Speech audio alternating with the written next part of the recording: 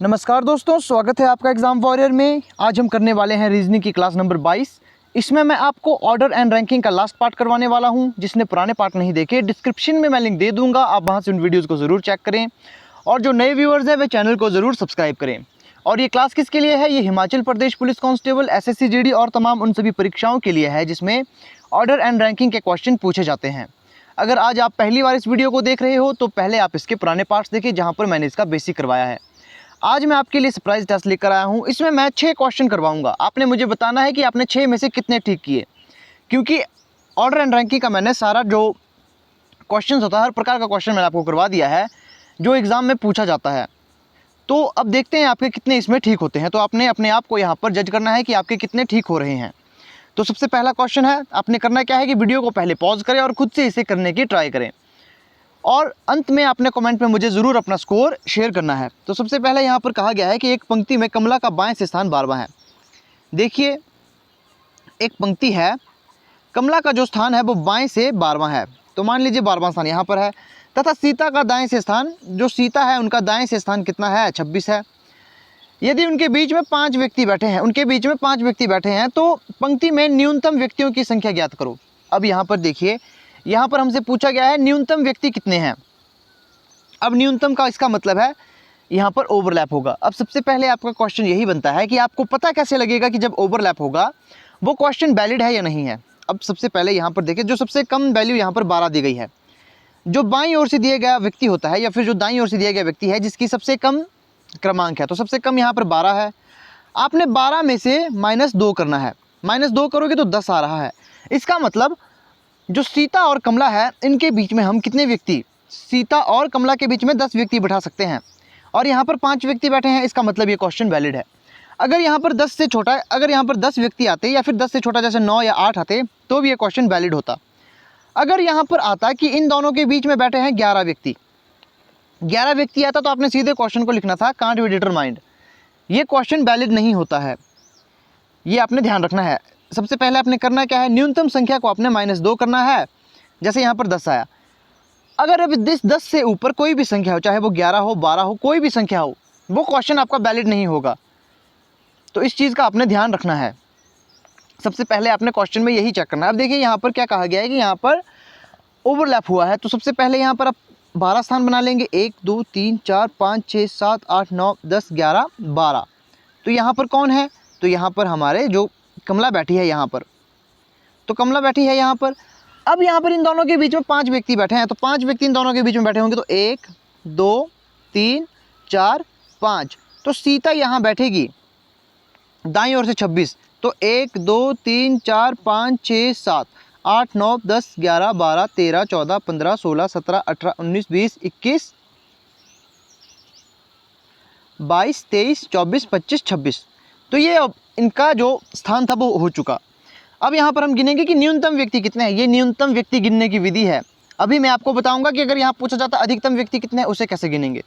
अब यहाँ पर न्यूनतम पूछे थे तो हमने ओवरलैप करवाया।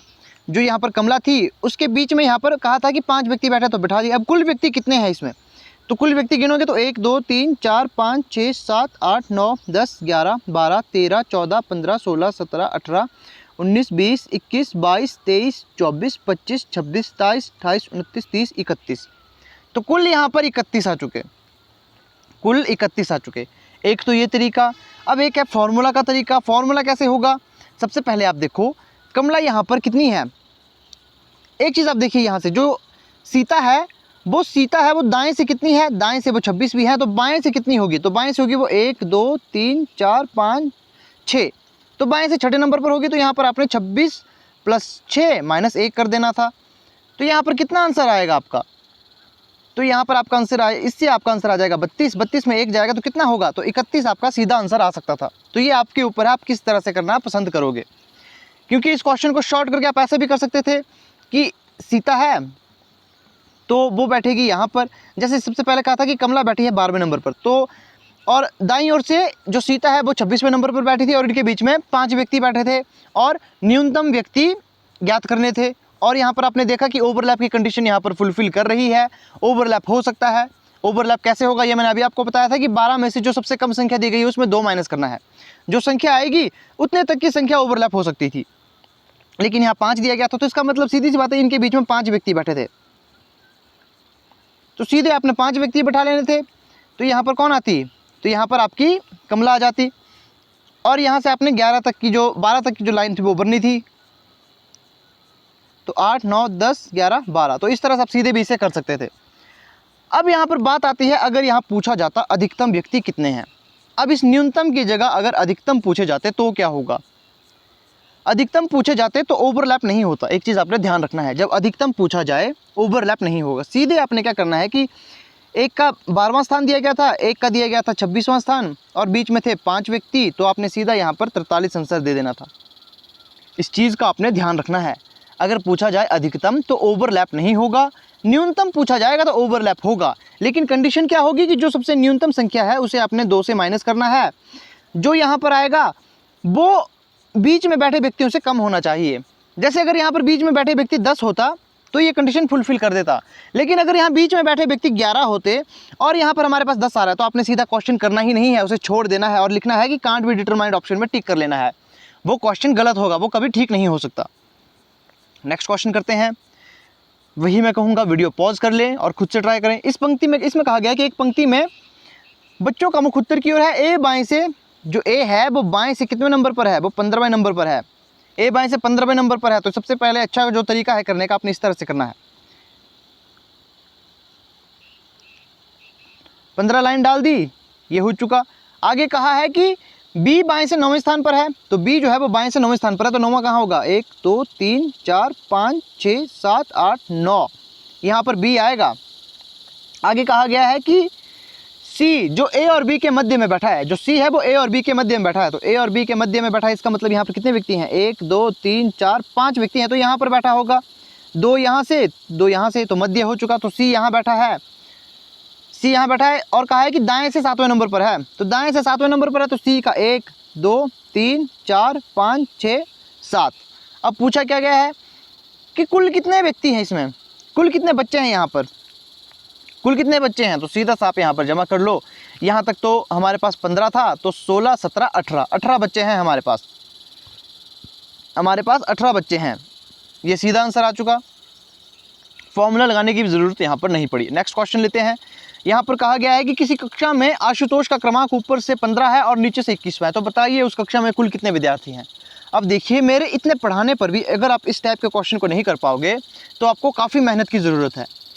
ये बहुत आसान क्वेश्चन है, मैंने आपको पहले दिन ही बताया था। चलिए मैं फॉर्मूला बता देता हूँ। अगर अब भी आप इस क्वेश्चन को ना कर पाए तो आपको काफ़ी मेहनत करनी पड़ेगी। अब देखिए, टोटल निकालने की बात कही थी, यहाँ पे कितने विद्यार्थी हैं, तो सबसे पहले आशुतोष का क्रमांक ऊपर से 15 दिया गया है, नीचे से 21 दिया गया है, -1 करना था, कितना आएगा, 35 आपका आंसर आ जाएगा। ये आपका आंसर आ जाएगा। नेक्स्ट क्वेश्चन करते हैं। अब कहा गया है यहाँ पर कि कुछ बच्चों के समूह में प्रवीण बाएं से 12वें स्थान पर है, जो प्रवीण है वो बाएं से 12वें स्थान पर है, जबकि प्रभात दाएं से 6ठे स्थान पर है। जो प्रभात है कहीं भी है वो 6ठे स्थान पर है। जब प्रभात 2 स्थान बाएं तरफ खिसक जाएगा, तो प्रभात है तो बाएं इस तरफ हो जाएगा, 1 2 स्थान खिसक गया, इसका मतलब ये दाएं से 8वां हो चुका, तो प्रवीण 2 स्थान दाएं चला जाएगा। जो प्रवीण है, जो ये प्रवीण था, वो 2 स्थान दाएं चला जाएगा, तो दाएं इस ओर होगा, तो 1 2 स्थान दाएं चला गया, इसका मतलब 13 और 14। अब इसकी नई कंडीशन 14 है। अब कहा है कि उनके बीच में 6 बच्चे हो जाते हैं, उनके बीच में 6 बच्चे हैं, तो उस समूह में कुल कितने बच्चे हैं, तो 28 बच्चे हैं। इस तरह के क्वेश्चन आप काफ़ी आसानी से कर पाओगे।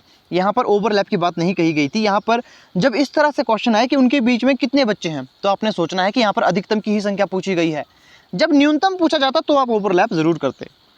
तो नेक्स्ट क्वेश्चन करते हैं। यहाँ कहा गया है कि ये क्वेश्चन भी बहुत आसान है, इसे भी मैंने पहले दिन करवाया था। अब इसे कैसे करोगे, देखिए यहाँ पर कहा गया है कि ABCD 4 इमारतें हैं। एक रिहायशी कॉम्प्लेक्स में प्रत्येक अलग अलग ऊंचाई की है, मतलब इनकी ऊंचाई अलग अलग है। ए केवल D से लंबी है, जो A है वो केवल D से लंबी है, A सिर्फ D से लंबी है। तो क्वेश्चन यहीं से ही सॉल्व हो चुका है कि इसके मतलब जो यहाँ पर है ये इसका एंड पॉइंट है। अब यहाँ पर ही बैठेंगे, आगे को ही बैठेंगे व्यक्ति, क्योंकि A सिर्फ D से लंबी है। आगे कहा गया है कि B C से छोटी है, मतलब A से तो वो बड़ी होगी, तो C सबसे बड़ी होगी। यहाँ पर निम्नलिखित में कौन सी इमारत सबसे लंबी है, तो C होगी। फिर से समझा देता हूँ। देखो यहाँ पर कहा था कि 4 इमारतें हैं, उनकी अपनी ऊंचाई है। A केवल D से लंबी है, तो A सिर्फ D से लंबी थी, वो लिख लिया।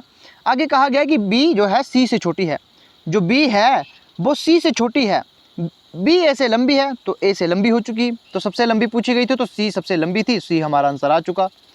इस क्वेश्चन को भी आप वीडियो पॉज करें और करने की कोशिश करें। अब देखिए यहाँ पर कहा गया है कि 15 छात्रों की 2 पंक्ति है, 15 छात्रों की 2 पंक्ति है, यहाँ भी 15 यहाँ भी 15, प्रत्येक दाएं से बाएं की ओर खड़े हैं, मतलब प्रत्येक दाएं से बाएं की ओर खड़े हैं और एक दूसरे के सामने देख रहे हैं, मतलब कुछ व्यक्ति यहाँ खड़े हैं, एक दूसरे के दाएं बाएं खड़े हैं और एक दूसरे के सामने देख रहे हैं जो पंक्ति है ये। आगे देखिए क्या कहा गया है, अरविंद और अजीत अपनी पंक्ति में 8वें स्थान पर हैं। अब देखिए अरविंद, मान लीजिए यहाँ पर अरविंद है और यहाँ पर जो है वो कौन है, अजीत है, वो एक दूसरे के सामने देख रहे हैं। यदि दोनों व्यक्ति दाएं 5 स्थान आगे चले जाए, अब देखिए दोनों जो है दाएं आगे चले जाएंगे 5 स्थान, अब ये देख रहा है नॉर्थ, ये देख रहा है साउथ की ओर, ये देख रहा है नॉर्थ की ओर। अब जब ये उत्तर की ओर देखेगा तो इसका लेफ्ट यहाँ और राइट यहाँ हो जाएगा और इसका राइट यहाँ लेफ्ट यहाँ हो जाएगा। अब बात कही है दाईं ओर खिसकना है, 5 स्थान दाईं ओर खिसकना है। अब देखिए 5 स्थान दाईं ओर खिसकेंगे, अब 5 स्थान दाईं ओर खिसकेंगे ये,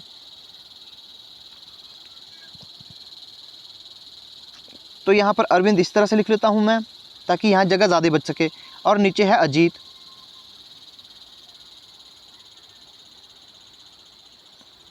और यहाँ लिख देंगे अजीत। अब देखिए ये अगर दाईं ओर खिसकेगा, दाईं ओर खिसकेगा 5 स्थान, तो अभी ये 8वें स्थान पर है, ये भी 8वें स्थान पर है, तो दाईं हिस्सा इसका ये वाला होगा, तो 1 2 3 4 5, तो यहाँ पर कौन आ चुका, यहाँ पर अब अजीत है। और ये अगर अपने दाईं ओर खिसकेगा तो दाएं हिस्सा कौन हो जाएगा, ये वाला हिस्सा हो जाएगा, तो 1 2 3 4 5, तो अब अरविंद यहाँ पर है,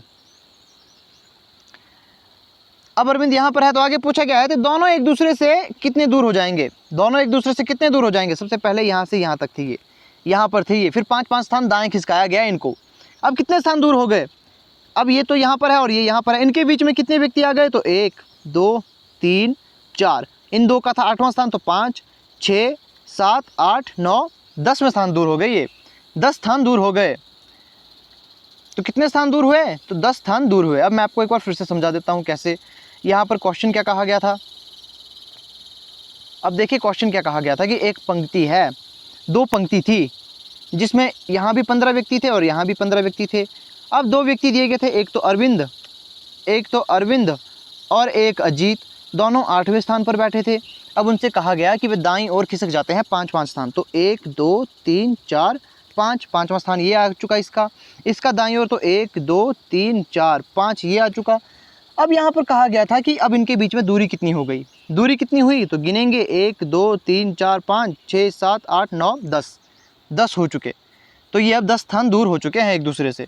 तो आपका आंसर कितना आएगा, तो आपका आंसर यहाँ पर 10 आएगा। तो ये थी आज की वीडियो। आई होप आपको वीडियो अच्छी लगी होगी और अपने आंसर मुझे कमेंट में ज़रूर बताने हैं। और अगर कोई क्वेश्चन मैंने गलत करवाया है, क्योंकि ऐसा नहीं हो सकता कि मैं हर बार सही ही करवाऊँ, तो हो सकता है कभी गलती से मैं कोई क्वेश्चन गलत करवा दूँ, तो कमेंट करके मुझे बताना है कि आपने ये क्वेश्चन गलत करवाया है, ताकि मैं उसका सही सॉल्यूशन ला सकूँ।